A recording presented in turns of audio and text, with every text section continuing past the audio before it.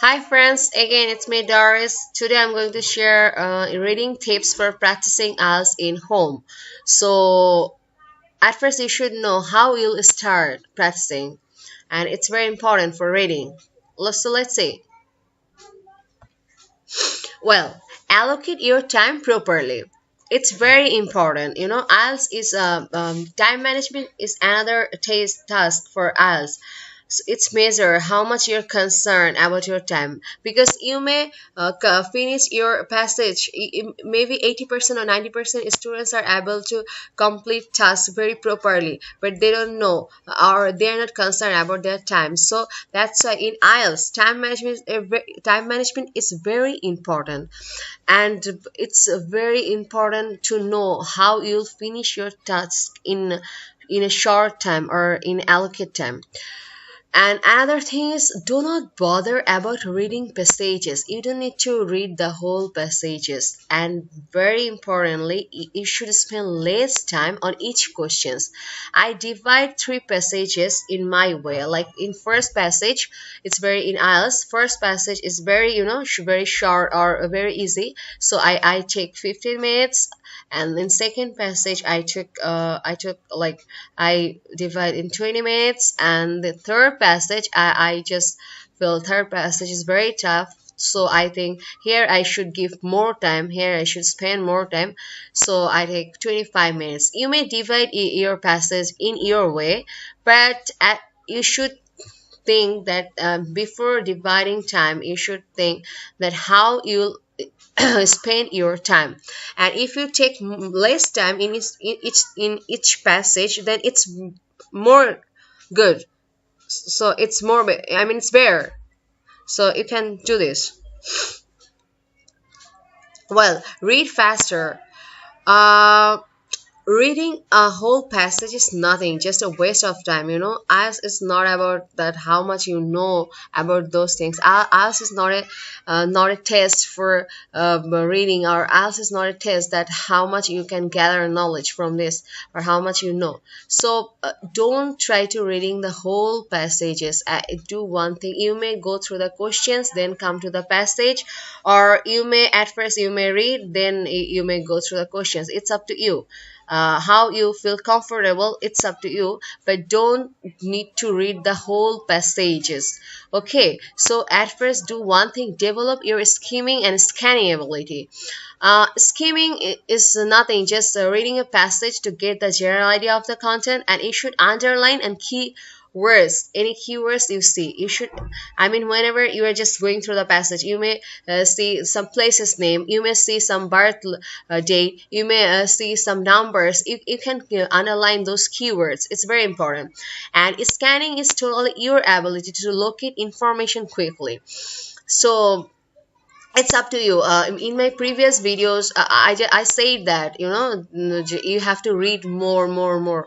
So when you read, and when you will be habituated in reading, so whenever you're gonna read any new passage, automatically your scanning and scanning ability will be better than previous, and automatically you can see those things, those keywords. Automatically you can underline, or you can locate information. It's all about practice, nothing.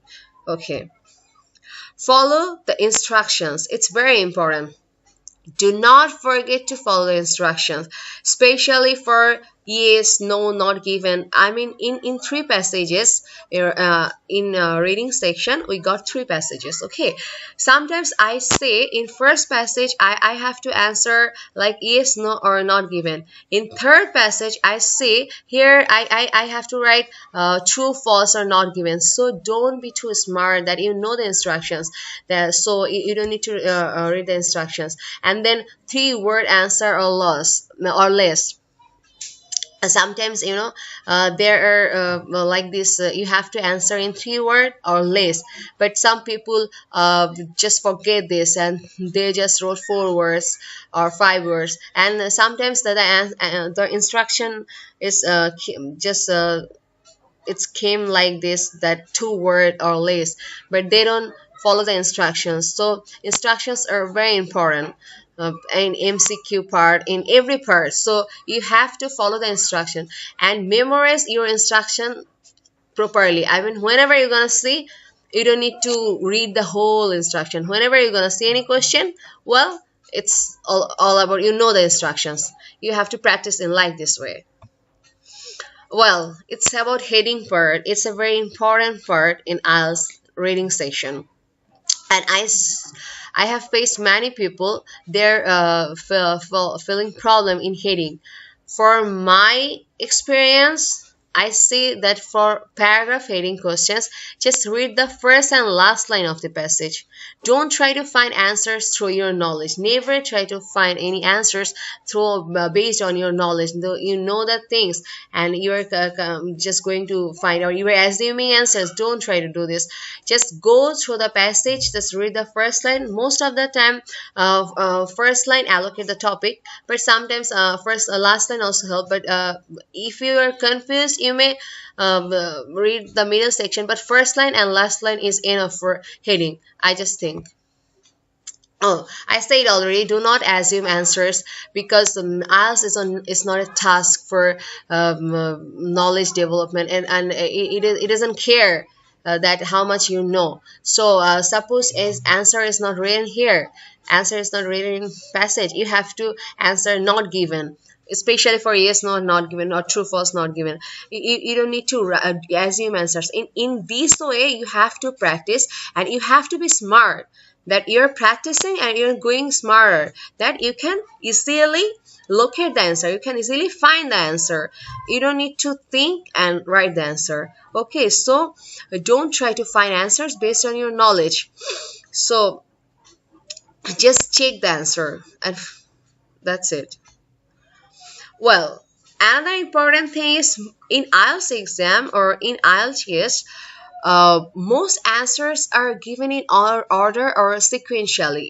So put marks after getting an answer that you don't need to read again the same paragraph. Suppose you are getting the answer for MCQ or for fill in blanks, you are getting answer in second, you are getting the first answer in second paragraph. Automatically the next answer, it will be present in the third para or fourth para. You don't need to read the first para again. It's most of the times it's the answers are given like this, so it can you can manage your time properly. So you know, it's a good thing. So you have to find the answer in order or in sequentially, so it will not kill your time. It's very important thing. Well, in this way you have to practice in your home and start your practicing. And today I want to say thank you and bye. In my next videos I'll try to give some more important things, because you know IELTS is a very boring task. So you have to, don't get bored, just start.